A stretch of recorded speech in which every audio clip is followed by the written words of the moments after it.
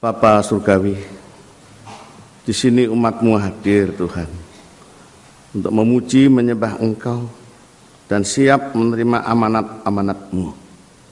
Kalau ada hal-hal yang tidak layak termasuk dalam diri hamba-Mu, Engkau kuduskan terlebih dahulu oleh darah anak domba Allah Yesus Kristus, dan urapi Dia untuk berlayak menguraikan kebenaran firman-Mu yang kudus dan hidup. Berkati semua kami, supaya dengan keterbukaan, kerendahan hati kami boleh menerima, mengerti, bahkan berusaha untuk menaatinya. Terima kasih Tuhan. Kerinduan daripada majelis jemaat dan hamba-hamba-Mu adalah supaya tidak seorang pun dari anggota jemaat-Mu ini yang menganggur Tuhan. Biarlah semua mereka menemukan bakat talentanya, karunia-Nya, dan terlibat dalam pelayanan apapun untuk kelebaran kerajaan-Mu dan kemuliaan nama-Mu. Biarlah itu boleh tercapai. Kami mohon doa ini dalam nama Tuhan Yesus Kristus. Amin. Shalom. Ya, di bawah tema setiap jemaat wajib melayani. Mari kita membaca Efesus 4 ayat 7 sampai 16. Efesus pasal 4 ayat 7 sampai dengan 16.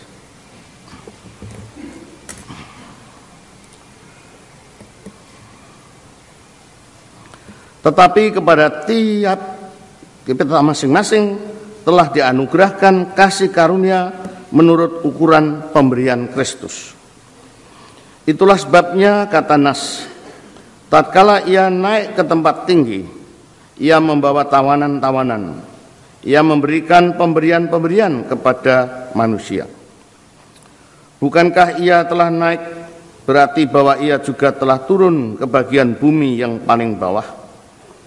Ia yang telah turun, ia juga yang telah naik jauh lebih tinggi daripada semua langit untuk memenuhkan segala sesuatu.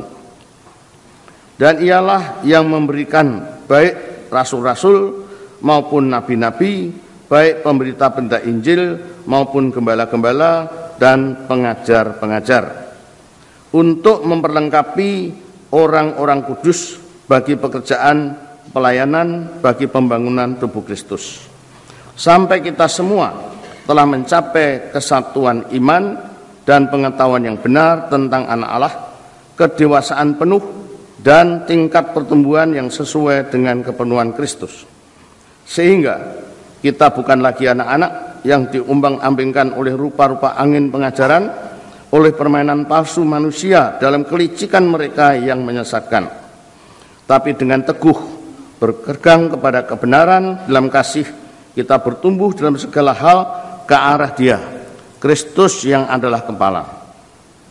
Daripadanya lah seluruh tubuh yang rapi tersusun dan diikat menjadi satu oleh pelayanan semua bagiannya, sesuai dengan kadar pekerjaan tiap-tiap anggota, menerima pertumbuhannya dan membangun dirinya dalam kasih. Saya akan ulangi beberapa kalimat. Ayat 7. Tapi kepada kita masing-masing telah dianugerahkan kasih karunia menurut ukuran pemberian. Kemudian ayat 11. Dan ialah yang memberikan baik rasul-rasul maupun nabi-nabi, baik pemberita-pemberita Injil maupun gembala-gembala dan pengajar. Kemudian ayat yang ke-16. Daripadanya lah seluruh tubuh yang rapi tersusun dan diikat menjadi satu oleh pelayanan semua bagiannya, sesuai dengan kadar pekerjaan tiap-tiap anggota, menerima pertumbuhannya dan membangun dirinya di dalam kasih. Berbahagia orang mendengar firman Allah dan melaksanakannya. Amin. Temanya setiap jemaat wajib melayani. Tapi kalau saya boleh usul, saya lebih cenderung kata wajib diganti otomatis gitu ya. Setiap jemaat otomatis melayani. Bukan wajib atau sunnah. Tahu ya? Wajib itu keharusan, paksa gitu ya. Kalau sunnah monggo kerso, tawaran. Tapi saya lebih senang dalam konteks kekristenan, setiap jemaat otomatis melayani. Mengapa? Mari kita membaca ayat Mas dari Roma 6 ayat 18. Roma 6 ayat 18 berkata begini.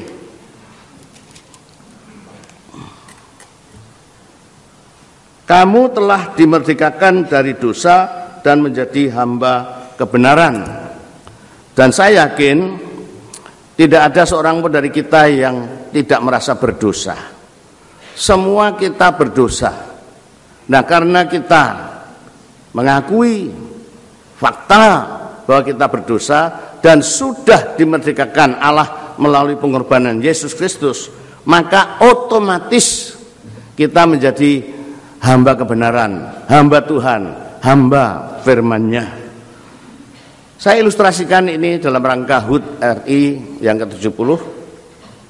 Indonesia disebut merdeka. Nah, kata merdeka di sini jangan ditafsirkan lalu bebas liar semau gue. Buktinya semua kita masih membayar pajak PBB, betul? Semua kita walaupun merdeka harus punya SIM untuk mengemudikan mobil. Dan banyak peraturan-peraturan yang lain. Bahkan kita bisa dipenjara kalau kita melanggarnya. Jadi merdeka bukan berarti bebas dalam arti liar semau gue. Tidak. Tapi merdeka yang saya katakan otomatis di sini adalah persis seperti NKRI ini. Kita merdeka dari penjajah, katakanlah itu Jepang atau Belanda. Tapi kita otomatis implisit dengan sendirinya menjadi hamba Republik Indonesia. Itulah arti merdeka. Bedanya adalah kalau dulu di bawah tekanan penjajah kita bekerja namanya kerja rodi. Ingat ya, rodi itu kerja paksaan. Tapi ya ada hasilnya, membangun rel kereta api, jalan raya, ya, sehingga kita menikmatinya. Tapi kalau kita membaca sejarahnya, banyak yang mati karena dicambuk, kurang makan, kecapean, sakit dan sebagainya. Kerja rodi. Sekarang kita bekerja enggak? Bekerja juga. Tetapi namanya bukan kerja rodi, tapi kerja bakti. Betul? Di kampung kita disuruh kerja bakti. Nah, repotnya kadang-kadang kerja baktinya itu hari Minggu. Tapi saya pamit sama ketua RT saya. Kalau Minggu itu malah saya tugas di gereja. Oh, untuk Pak Andreas kekecualian, enggak apa-apa gitu, ya, enggak apa-apa. Dan saya juga berusaha memberi kompensasi. Kalau enggak dana, makanan, konsumsi, keamanan, peralatan, ya. Saya kerja bakti sendiri di hari lain. Orang lain nganggur, saya kerja bakti hari lain. Nah, tapi saya lakukan itu dengan sukacita, dengan kerelaan, bukan kerja rodi. Seperti itulah, tidak ada rakyat Indonesia satupun yang bebas dari Belanda, kemudian seenaknya sendiri. Otomatis menjadi warga negara Indonesia mengabdi. Nah, seperti itulah ayat Roma 6:18. Maka saya lebih cenderung tema ini setiap jemaat otomatis melayani. Kata hamba, pelayan, dalam bahasa aslinya itu doulos ya. Dan kalau kita membaca doulos dalam istilah Alkitab, itu bukan sekedar karyawan, juga bukan kacung. Lebih rendah daripada kacung, daripada karyawan adalah budak belian. Biasanya mereka itu tawanan perang, ya, lalu dirantai. Gitu. Nah, kalau saudara ingin menyaksikan seperti apa atau kisah budak belian itu, tontonlah film Ben-Hur, film yang kuno itu. Nah, Ben-Hur itu mewakili salah seorang daripada budak belian. Budak belian ini diperjualbelikan persis seperti pasar hewan itu. Jadi mereka dirantai, dijual, dan kalau mereka mau membeli, ya ini ditelanjangi, dilihat ototnya, dilihat giginya, begitu. Setelah terjadi transfer, budak belian ini menjadi milik majikannya. Majikannya punya hak untuk berbuat apa saja, tidak harus melalui jalur hukum. Dibunuh sekalipun tidak urusan. Ya, kecuali ada orang yang menebus, ada majikan yang baik, wah kasihan itu disiksa, lalu ditebus, nah dia boleh ikut majikan yang baru. Mari kita membaca satu kisah yang menarik, mirip ya seperti itu. Keluaran 21. Keluaran 21 ayat 1 sampai 6. Saya senang karena Alkitab ini sudah mengatur banyak hal. Keluaran 21 ayat 1 sampai 6. Nah, perhatikan ada kisah yang menarik di sini. Inilah peraturan-peraturan yang harus kau bawa ke depan mereka. Apabila engkau membeli seorang budak Ibrani, maka haruslah ia bekerja padamu 6 tahun lamanya. Tapi pada tahun yang ke-7, ia diizinkan keluar sebagai orang merdeka dengan tidak membayar tebusan apa-apa. Jika ia datang seorang diri saja, maka keluar pun ia seorang diri. Jika ia mempunyai istri, maka istrinya itu diizinkan keluar bersama-sama dengan dia. Jika tuannya memberikan kepadanya seorang istri dan perempuan itu melahirkan anak laki-laki atau perempuan, maka perempuan itu dengan anak-anaknya tetap menjadi kepunyaan tuannya. Dan budak laki-laki itu harus keluar seorang diri. Tetapi jika budak itu dengan sungguh-sungguh berkata, aku cinta kepada tuanku, kepada istriku, dan kepada anak-anakku, aku tidak mau keluar sebagai orang merdeka, maka haruslah tuannya membawanya menghadap Allah, lalu membawanya ke pintu atau ke tiang pintu, dan tuannya itu menusuk telinganya dengan penusuk, dan budak itu bekerja pada tuannya untuk seumur hidupnya. Sekarang banyak penyanyi-penyanyi rock dan pop yang pakai anting-anting. Pernah lihat itu? Laki-laki pakai anting-anting, ya.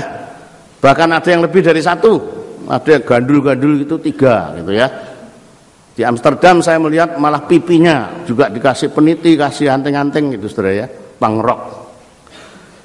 Nah, saya kalau ketemu pemuda Kristen nyanyi, paduan suara atau band pakai anting-anting gitu, saya tanya, kamu tahu enggak artinya pakai anting-anting ini?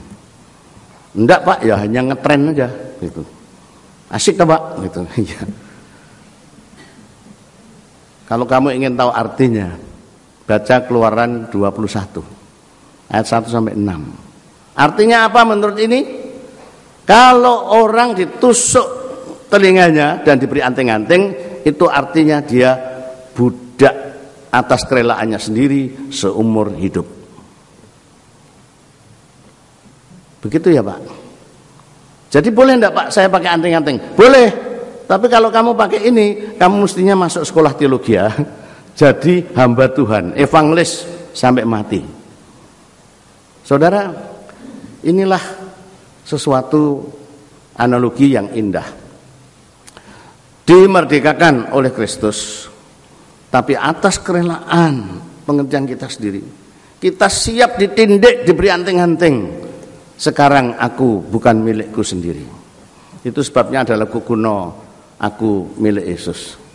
Dan ada lagu dangdut Kristen, suka-suka, sekarang aku bukan milikku lagi.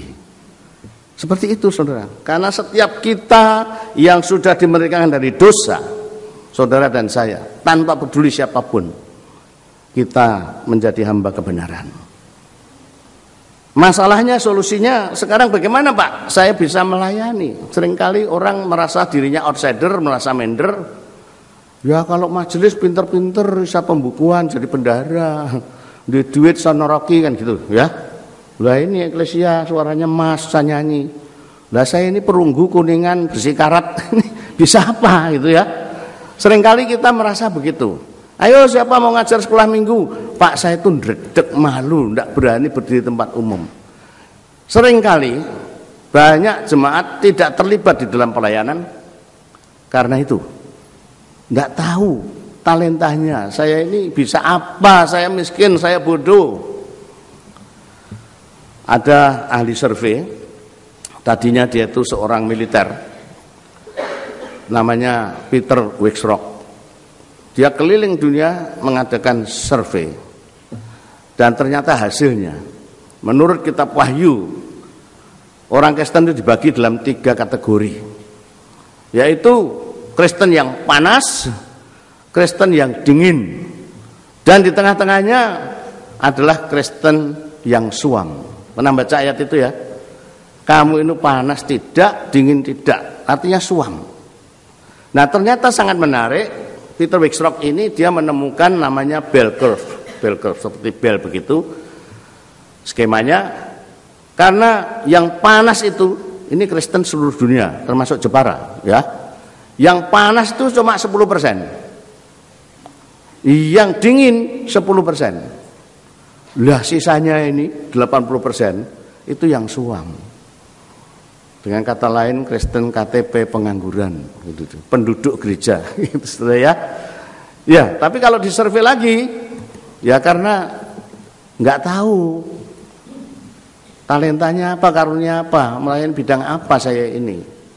Kesalahan yang lain adalah pimpinan gereja sendiri tidak menemukan talenta orang ini apa jemaatnya ini, dan tidak dilibatkan dalam pelayanan. Jujur seringkali kalau kita pilih majelis, saya tanya, ada enggak yang mencalonkan tukang becak dan satpam jadi majelis? Membantu rumah tangga jadi majelis. Kalau toh dia mau, majikannya keberatan. Pak, minggu juga kerja kok Pak. Ini kalau rapat terus kan piye gitu, betul? Saudara ya. Nah, ini masalahnya. Solusinya bagaimana agar kita bisa menemukan talenta kita? Nah, inilah. Saya minta tolong nanti PowerPoint bisa mendaftarkan berdasarkan episode 4 tadi, juga Roma 12, 1 Petrus 4, juga ayat-ayat yang lain. Saya hanya memberi contoh. Kita membuat daftar. Menurut Alkitab, boleh kita tambah sendiri bakat kita itu apa semua. Buat daftar, itu yang pertama kali. Setelah membuat daftar yang panjang, dan saya hitung itu lebih dari 20 dari Alkitab saja, kemudian saudara berdoa, Tuhan, ternyata karunia daftar itu ada sebanyak ini, kira-kira potonganku ini di mana? Apa yang saya bisa lakukan menurut firman-Mu ini? Ya, setelah berdoa, pilih lebih dari 1, ya, dari 20 daftar tadi, lebih dari 1 yang menurut Anda yakin dan mantap.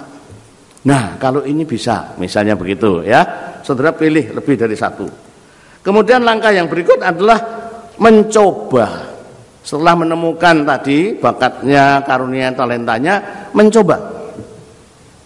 Nah, caranya mencoba harus cukup sering dan cukup lama. Saya memberi contoh. Waktu saudara menemukan karunia kesembuhan, wah ini mungkin saya ini turunannya Gombak Sugeng gitu ya. Coba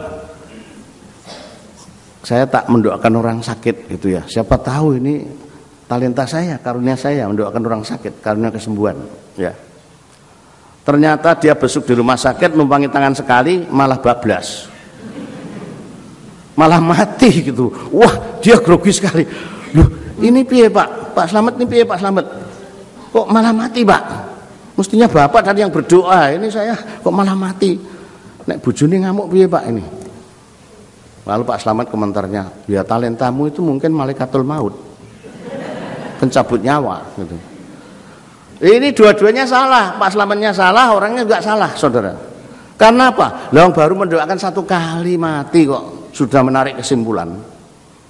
Nah, demikian juga kalau orang ini tadi menumpangkan tangan orang sakit sembuh, juga jangan terlalu sombong dan gegabah, bahkan masuk warta gereja. Gitu. Saya bertalenta kesembuhan, titisannya Gombak Sugeng. Siapa yang punya sakit berat-berat, datanglah ke rumah saya, gratis. Wah gitu ya, talenta saya, karunia saya kesembuhan.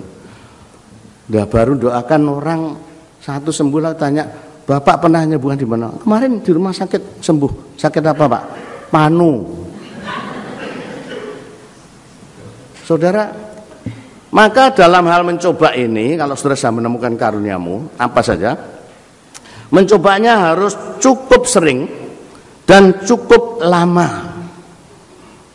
Jadi misalnya tadi ikut tim PI, ikut tim besuk, ya di rumah sakit, kunjungan, ya doakan orang-orang sakit. Nah kalau ternyata memang banyak yang sembuh, termasuk sakit yang berat, yang saudara sendiri heran, kok luar biasa ya, begitu. Ya, silahkan saudara teruskan karunia itu. Tapi juga jangan terlalu cepat. Nah ini caranya ya. Termasuk yang lain. Misalnya saudara merasa, saya kalau ngajar 10 minggu kok mungkin bisa. Khotbah pun mungkin kalau kasih kesempatan saya bisa. Ya, juga jangan terlalu cepat. Minta dijadwal naik mimbar, gitu saudara ya. Ternyata waktu nyekel mic, korslet, kobong, kuapok dia.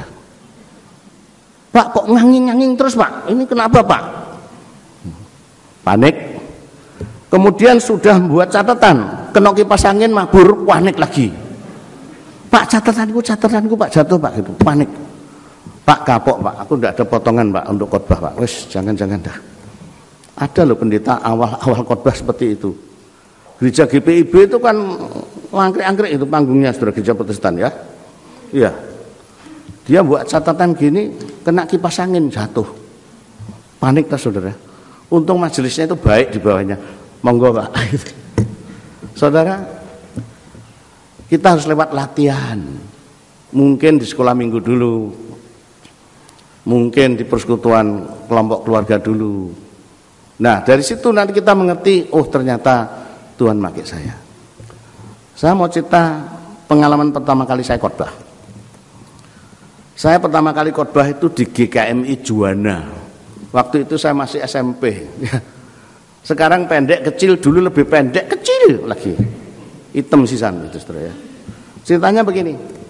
Saya mampir di rumah penatua. Di tokonya, ya saya naik sepeda, belum ada sepeda motor waktu itu. Om ini sedang baca koran. Selamat pagi Om. Pagi. Wah sedang asik baca koran ya Om. Baca koran nopo, tak deloki gambare tok. Gini masih disuruh khotbah.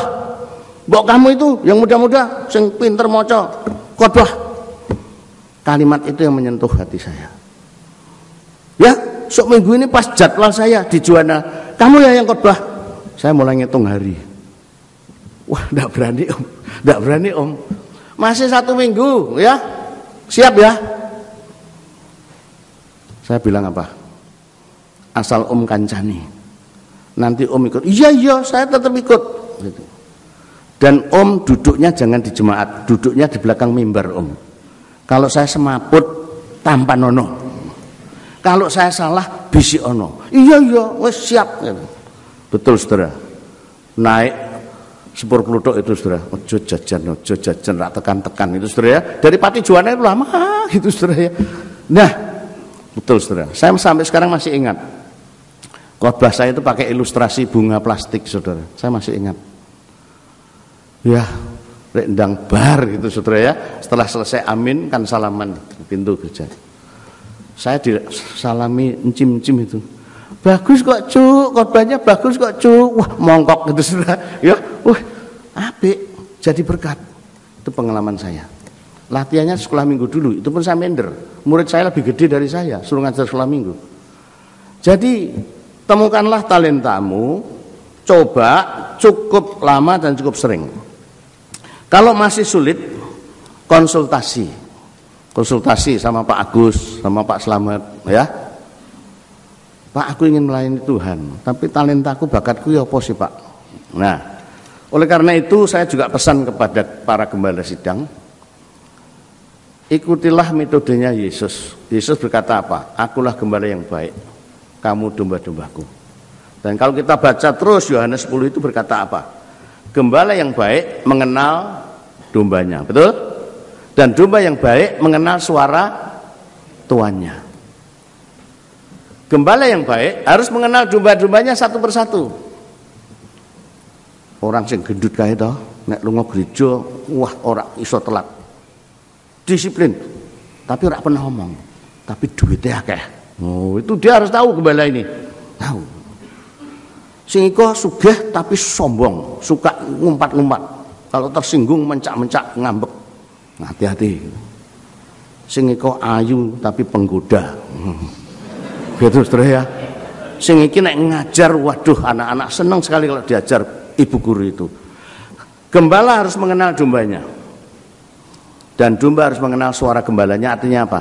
Ajaran, doktrin daripada gembalanya. Pernah enggak mendengar ilustrasi ini?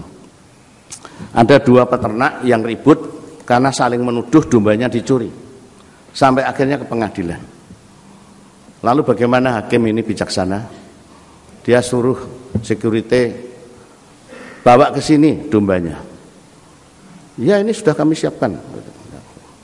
Lalu yang ngaku-ngaku itu dombanya disuruh manggil dombanya. Itu dombamu? Iya Pak Hakim.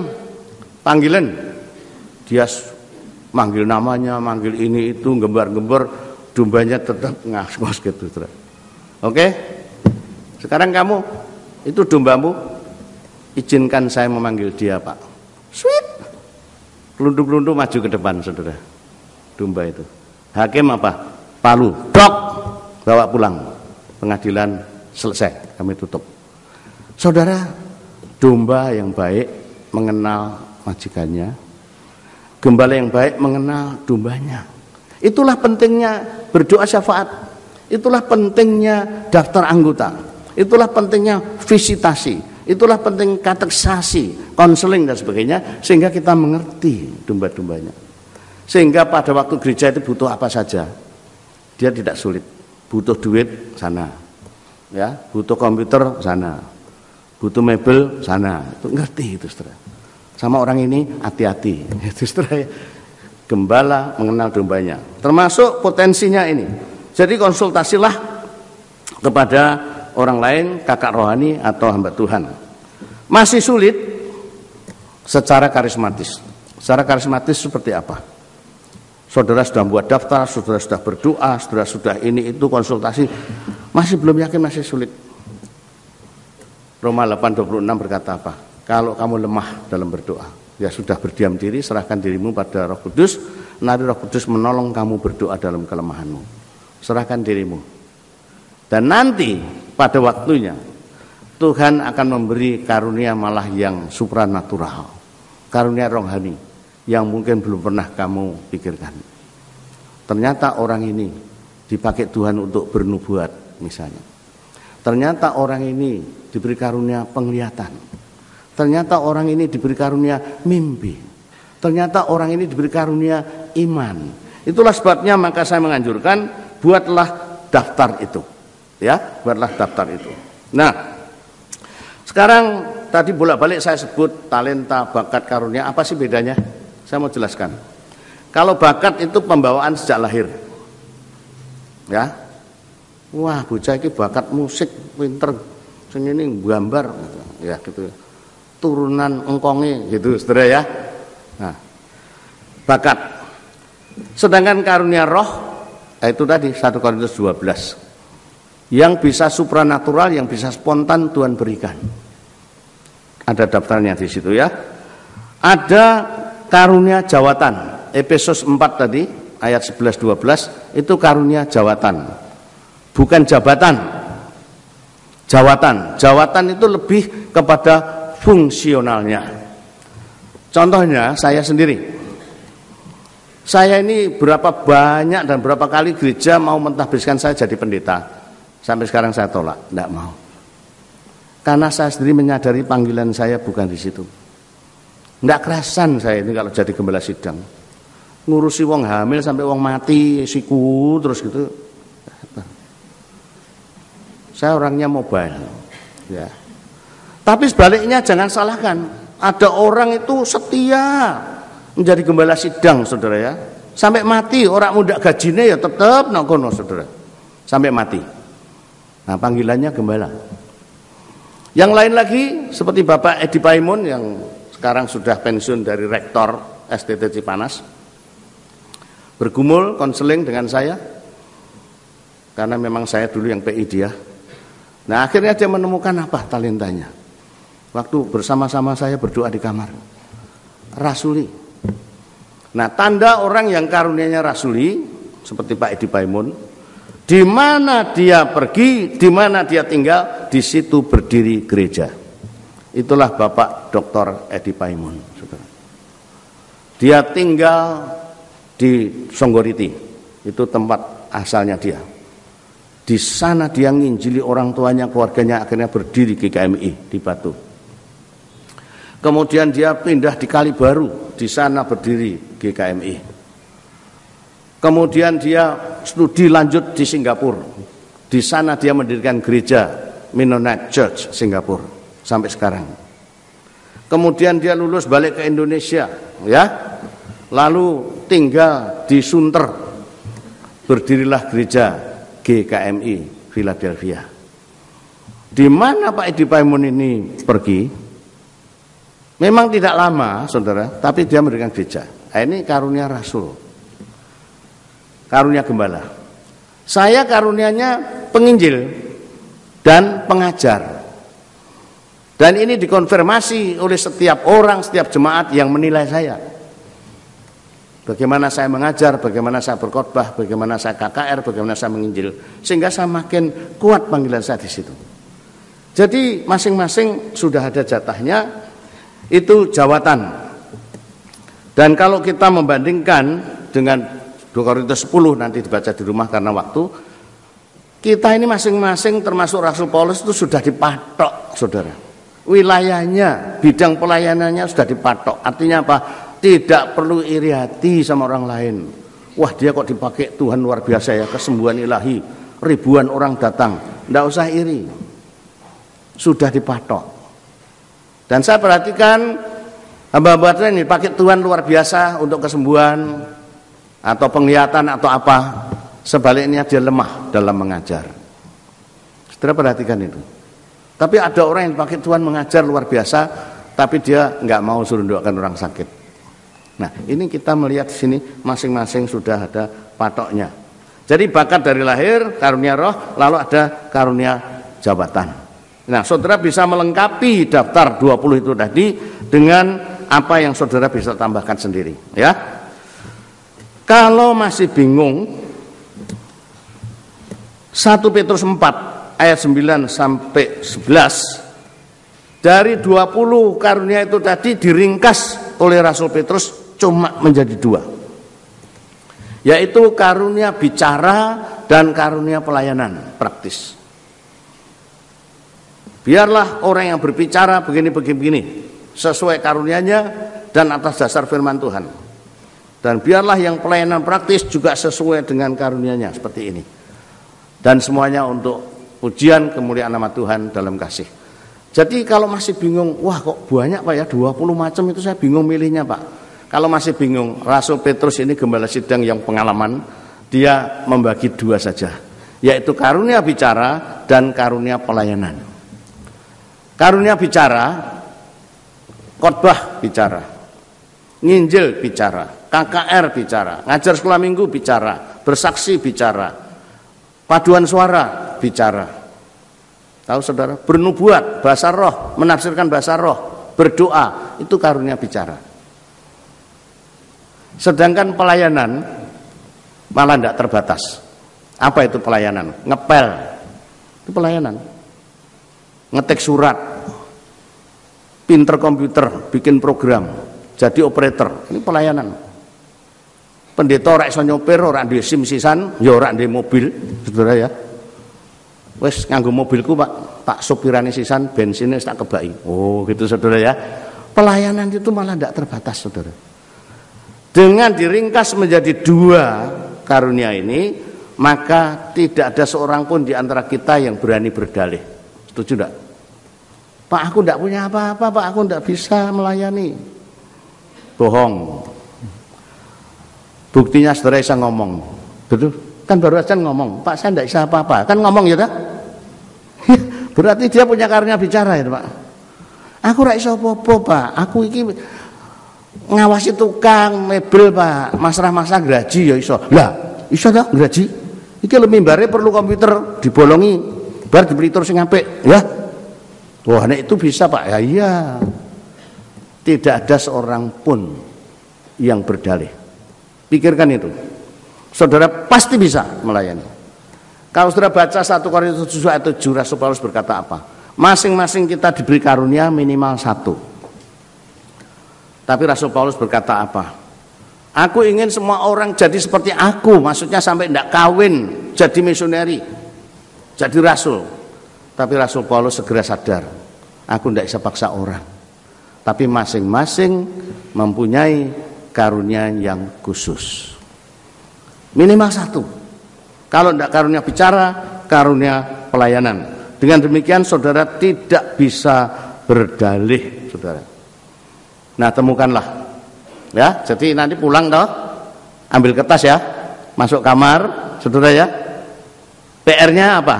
Bikin daftar dari Efesus 4, 1 Petrus 14, Efesus 4, Roma 12 ya.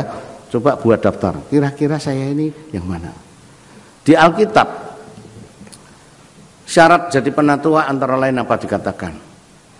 Cakap mengajar. Tapi kalau saya membaca syarat jadi majelis antara lain apa? Suka memberi tumpangan. Ya, tahu saudara? Ini namanya gagah loh saudara, hospitality. Nah, jadi saudara rumahnya yang gede-gede, full AC, kamarnya 5 itu saudara ya. Melayani pitu gitu saudara. Saudara bisa seperti wanita Sunem, menyiapkan 1 kamar untuk hamba Tuhan. Tidak perlu tidur di hotel mahal-mahal. Pakai rumah saya Pak, begitu. Saya sering loh ditawari gitu saudara. Termasuk bukan orang GKMI. Pak, kapan Bapak ada pelayanan di kota ini, hubungi saya. Nginep pakai sini. Suka memberi tumpangan. Masa tidak bisa toh? Boleh tidak saya numpang di rumah saudara? Ya, saudara. Ya, pelayanan tidak terbatas, saudara ya. Nah, saya memberi contoh. Ada anggota jemaat sudah tua, dia masih orang kuno lah, boleh kata gitu ya, belum ngerti iptek gitu ya. Tapi dia itu setiap kali mendengar warta, mendoakan emak engkong, encim-encim yang didoakan tiap minggu namanya disebut, ada yang di rumah, ada yang di rumah sakit itu. Dia tergerak. Apa yang dia lakukan? Dia minta rekaman kaset, waktu itu masih kaset. Dia bawa rekamannya itu dipinjem, sampai rumah di setel, ditulis tangan sama dia, ditulis tangan. Dan karena dia juga sudah lansia, nulis 1 khotbah ini aja dari kaset saudara, berjam-jam. Untuk apa saudara? Setelah ditulis, dia kasihkan jemaat tadi yang tua tidak bisa ke gereja. Saudara. Pada waktu gembala sidangnya ngerti begitu, loh, Cim kok repot-repot gitu Cim. Sudahlah, sekarang zaman komputer, zaman apa, sudah difotokopi aja. Nanti tak kasih VCD-nya, bagikan gitu. Jadi ternyata akhirnya seorang lansia ini bisa melayani lansia yang lain dengan itu. Karena lansia kan juga banyak nganggur saudara ya. Itu. Yang lain lagi, seorang ibu, setiap minggu selesai kebaktian dia mendatangi pendetanya. Pak pendeta, ini bunga ini plastik apa asli Pak pendeta? Ini asli ya. Nanti Senin taruh mana Pak pendeta? Selasa, Rabu taruh mana? Jawabnya apa? Ya sudah layu, dibuang gitu. Tapi kalau sekarang kan masih seger Pak ya. Maksudmu apa tuh? Boleh enggak selesai kebaktian tak bawa pulang? Oh ya silakan dong, daripada sampah. Ternyata apa? Dia bawa besuk ke rumah sakit. Siapa yang pernah mikir seperti itu? Dia gendeli bunga ini, lalu dia besuk ke rumah sakit. Sambil apa? Sambil membagi warta. Tentu kamu yang sakit kesepian, dulu rajin ke gereja, sekarang sudah tidak pernah ke gereja ya. Tadi yang khotbah Pak Andreas Kristandi, ini loh khotbahnya ya. Dan selamat ya, Tuhan memberkati engkau, lekas sembuh, lalu kasih bunga. Luar biasa. Pelayanan tidak terbatas. Saudara harus inovatif, kreatif menemukan bakat karuniamu itu. Masih ada yang berani berdalih? aku ora iso apa-apa, Pak. Temui saya nanti kalau ada yang bilang begitu. Ya. Nah, kemudian ada lagi, Saudara. Ini luar biasa. Ini yang saya katakan tadi, gembala mengenal dombanya. Salah satu gereja ada seorang pemudi yang punya gangguan saraf mulut. Sehingga selalu mulutnya itu senyum terus gitu. Susah pun ya senyum mengkorslet gitu, Saudara ya. Jadi ini teori saraf mulut itu ada 23.000 saraf. Sekitar mulut kita itu ada 23.000 saraf. Kalau Saudara kena bel pasi merot. Kalau Saudara sedih kelihatan turun gini. Ya, kalau seneng senyum kelihatan. Nah, ini korslet gitu, Saudara ya. Jadi ada gangguan saraf. Ya untungnya selalu senyum gitu, Saudara. Tapi di kalangan gereja jadi ejaan.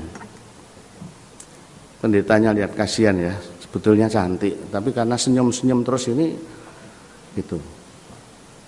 Terus dipanggil sama bapak pendetanya,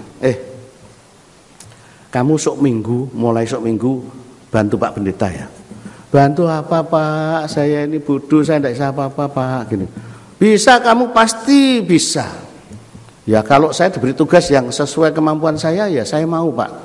Tapi apa Pak tugas saya? Bagi warta. Kamu ikut majelis berdiri di pintu nyambut tamu. Nah tugas saya Pak, bagi warta. Bagi warta itu. Jadi kamu harus datang lebih dulu. Gitu, bisa enggak kira-kira?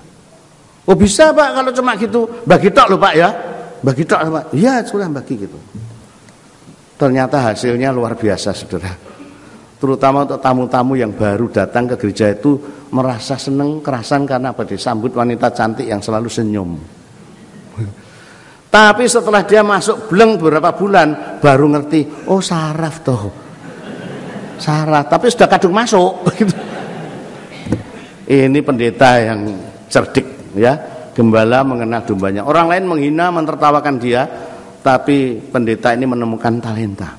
Ini orang ini cantik, senyum terus, bagusnya dipasang di sana gitu. Majelis yang ngamuan kok nguri wae. Biar nah gitu sebaliknya ya. Nah, Saudara, gembala yang baik mengenal domba, nah domba mau mendengar suara majikannya. Yang penting sebagai kesimpulan penutup, temukanlah, latih dan kembangkanlah karuniamu. Itu bisa dibaca nanti di rumah. 2 Timotius 1 ayat 7 sampai 8. Kobarkanlah, bangkitkanlah karunia yang ada padamu. Jadi harus dikobarkan, dilatih ya.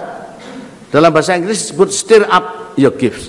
Stir up itu diaduk supaya tidak menep. Kobarkan ya diobobi gitu Saudara ya, supaya menyala. Ya, jangan padam. Ya.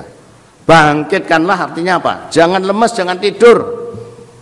Iso nyanyi gitu. Iso besuk begitu Saudara. Isa doa syafaat tekun, doakanlah. Ya, ada banyak hal yang bisa dilakukan. Karena itu tidak perlu iri hati atau bersaing dengan yang lain. Wah, saya tidak bisa.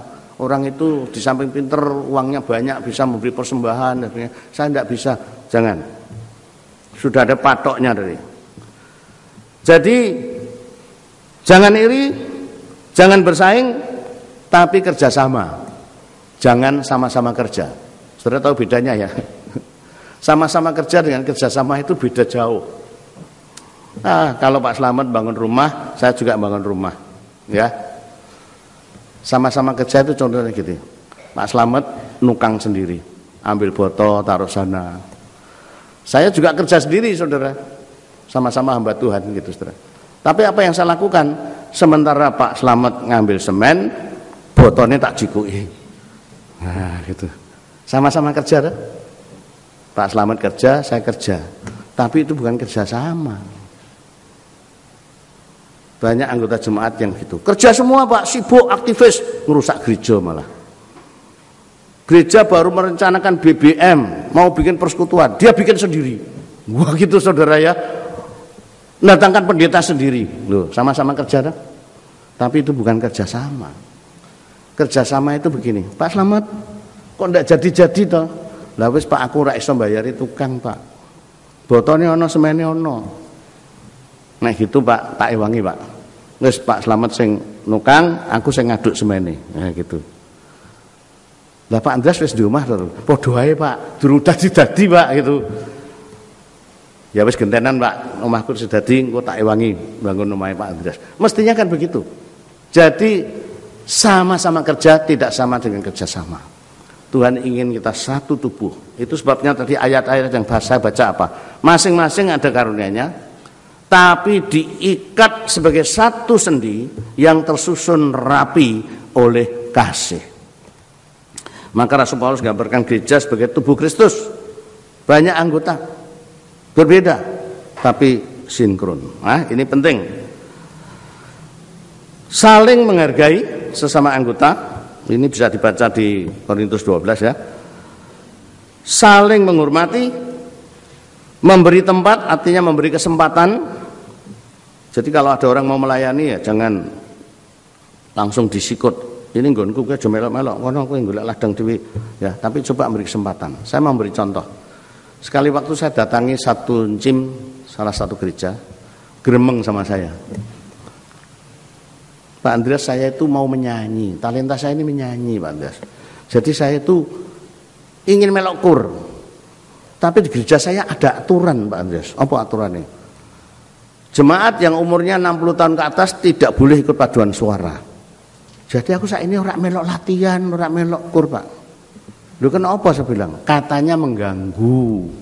Nanti yang muda itu leren nuntun, naik panggung, turun panggung, mengganggu kebaktian. Durung naik kepleset tiba. Jadi lebih baik yang 60 tahun ke atas jangan ikut paduan suara. Jadi sekarang saya nganggur Pak. Nah itu kalau menurut saya sayang sekali. Harus ada solusinya. Nanti kebaktian kedua, saya memberi contoh salah satu solusi.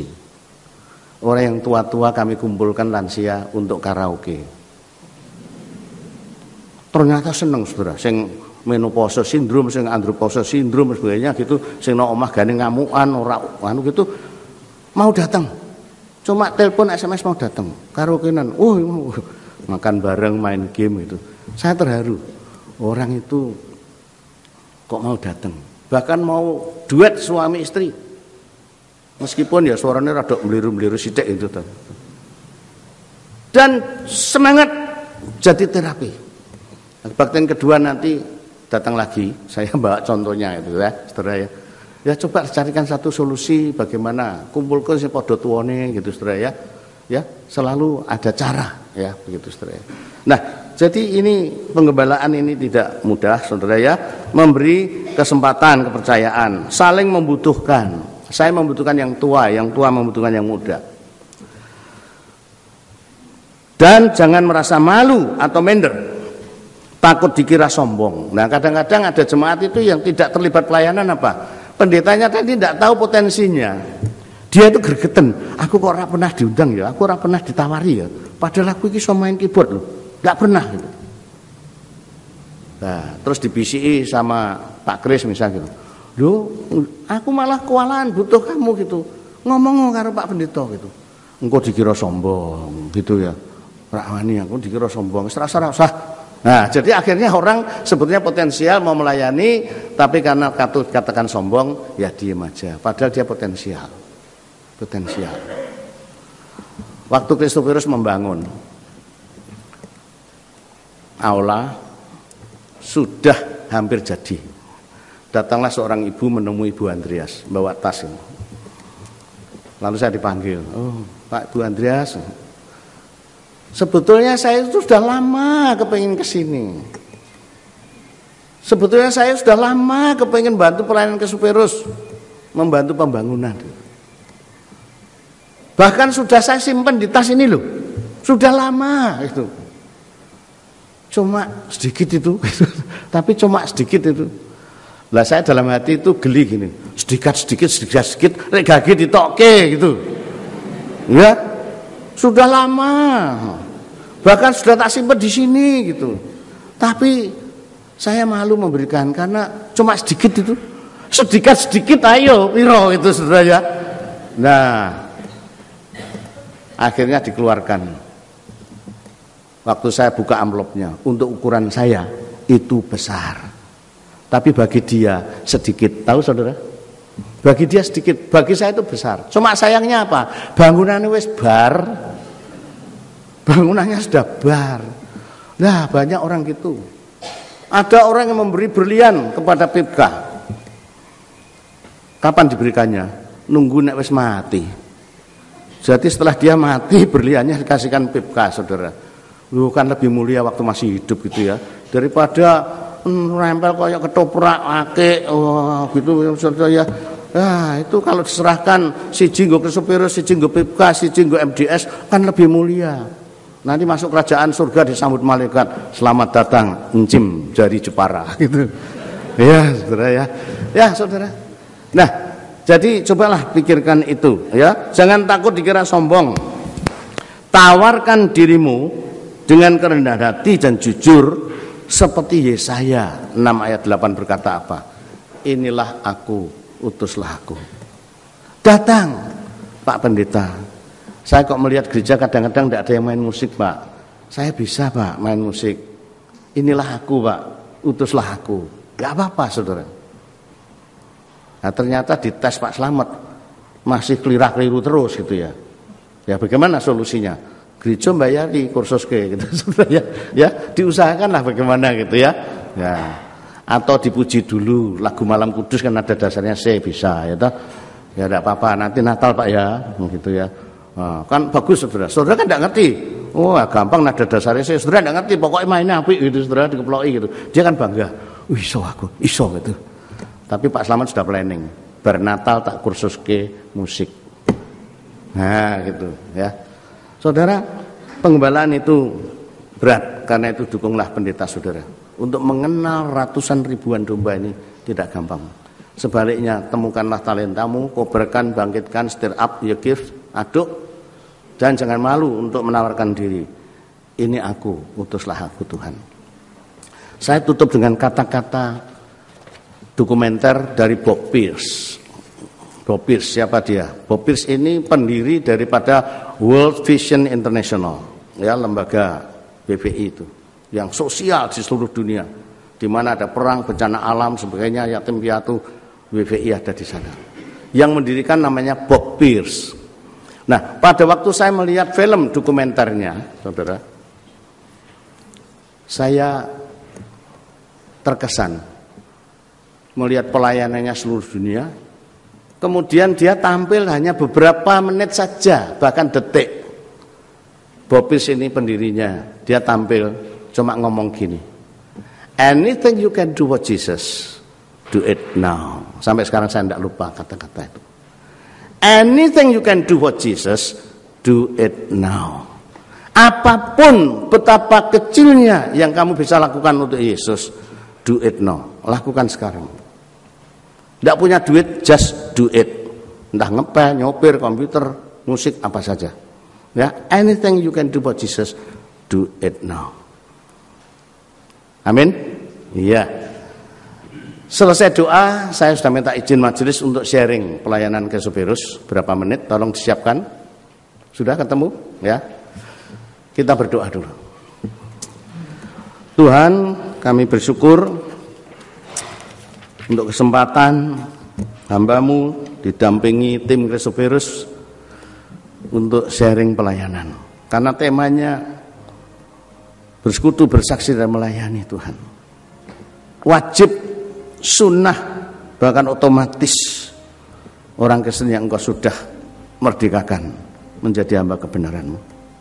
Kami berdoa supaya khotbah ini, firman Tuhan ini, kesaksian dan sharing pelayanan Chrysoperos boleh menyentuh hati kami masing-masing, sehingga tak terkecuali mulai minggu ini kami yang nganggur-nganggur, yang tidak berbuat sesuatu, menemukan talenta kami dan berbuat sesuatu dalam nama Tuhan Yesus Kristus. Amin.